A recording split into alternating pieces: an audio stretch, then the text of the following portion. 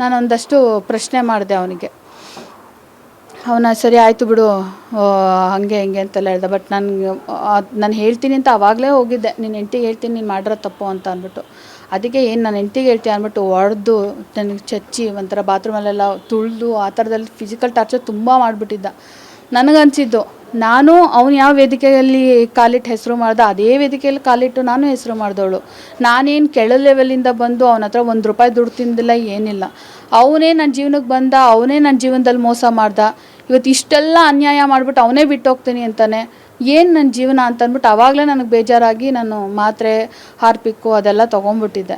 ಅವಾಗ ನನ್ನ ಫ್ರೆಂಡ್ಸ್ಗಳೇ ನನ್ನ ಪ್ರಾಣ ಉಳಿಸಿದ್ದು. ಅದಾದಮೇಲೆ ಅವ್ನಿಗೆ ರಿಯಲೈಸ್ ಆಗಿ ನೀನು ಮೋಸ ಮಾಡಿಬಿಟ್ಟೆ, ನಾನು ತಪ್ಪಾಯಿತು, ಇನ್ಮೇಲೆ ಹಂಗಿರೋದು ಬೇಡ ಅಂತ ಅಂದ್ಬಿಟ್ಟು ಅವನೇ ಅಷ್ಟೆಲ್ಲ ಬೇಡ್ಕೊಂಡಿದ್ದ.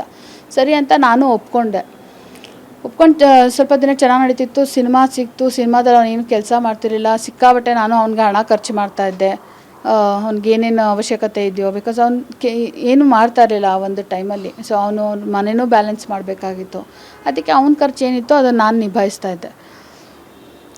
ಅದಾದಮೇಲೆ ಮನೆ ಖಾಲಿ ಮಾಡಬೇಕಾಗಿ ಬಂತು. ಮನೆ ಇಲ್ಲಿಗೆ ಬಂದ್ವಿ. ನಂಗೆ ಅವನಿಗೆ ಒಂದಷ್ಟು ಹೆಣ್ಣಿನ ಸವಾಸಕ್ಕೆ ಹೋಗ್ತಾ ಇದ್ದಾನೆ ಅನ್ನೋದು ಒಂದು ಸ್ವಲ್ಪ ಗಮನಕ್ಕೆ ಬಂತು. ಪ್ರಶ್ನೆ ಮಾಡಿದೆ, ಏನಿದು ಈ ಥರದ ಮೆಸೇಜ್ಗಳು ಎಲ್ಲ ನೋಡಿ ಅದಕ್ಕೆಲ್ಲ ಪ್ರಶ್ನೆ ಮಾಡಿದೆ. ಅವನಿಗೆ ಅವಾಗ ಅನಿಸ್ಬಿಡ್ತು, ಇವಳಿಗೆ ಒಂದ್ಸಲ ಸಿಕ್ಕಾಕೊಂಬಿಟ್ರೆ ಕಷ್ಟ ಇವಳ ಹತ್ರ, ಇನ್ಮೇಲೆ ಇದೇ ಪ್ರಶ್ನೆಗಳಾಗ್ಬಿಡುತ್ತವೆ, ಹಾಗೆ ಹಿಂಗೆ ಅಂತೆಲ್ಲ ಹೇಳಿ ಬ್ರೇಕಪ್ ಅಂದರೆ ಅವ್ನು ಹುಡುಗಿರ ವಿಷಯ ಇಟ್ಕೊಂಡು ನೀನು ಡೌಟ್ ಪಡ್ತೀಯ ಅಂತ ಹೇಳೋಕ್ಕಾಗಲ್ಲ. ಯಾಕೆಂದರೆ ನಾನು ಆಲ್ರೆಡಿ ಅದು ಕನ್ಫರ್ಮೇ ಅದು. ಆ ಒಂದು ಇದನ್ನ ಇಟ್ಕೊಂಡು ಅವನೇನು ಹೇಳ್ತಾನೆ, ಇವಳಿಗಿನ ಡೌಟ್ ನನಗೆ ಇನ್ಮೇಲೆ ಸಿನಿಮಾ ಇದೆ, 50 ಸಿನಿಮಾಗೆ ಹೀರೋ ಆಗಬೇಕು ನಾನು, ಆ ಥರ ಎಲ್ಲ ಹೇಳಿ ನೆಕ್ಸ್ಟ್ ಸಿನಿಮಾಗೆ ನನ್ನ ತಮ್ಮನ ಹೀರೋಯಿನ್ ಹಾಕೊಂಡು ಮಾಡ್ತಾಯಿದ್ದೀನಿ.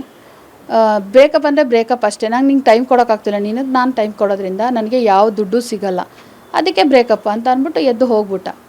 ಅಲ್ಲ, ಫಸ್ಟ್ ಆಫ್ ಆಲ್ ಅಲ್ಲಿಂದ ಎಲ್ಲೋ ಇದ್ದವಳನ್ನ ಇಲ್ಲಿ ಕರ್ಕೊಂಡು ಬಂದೆ, ಇನ್ಮೇಲೆ ಟೈಮ್ ಕೊಡ್ತೀನಿ ಅಂತ ಒಂದ್ಸಲಿ ನಾನು ಬದುಕ್ತಾ ಇದ್ದೀನಿ.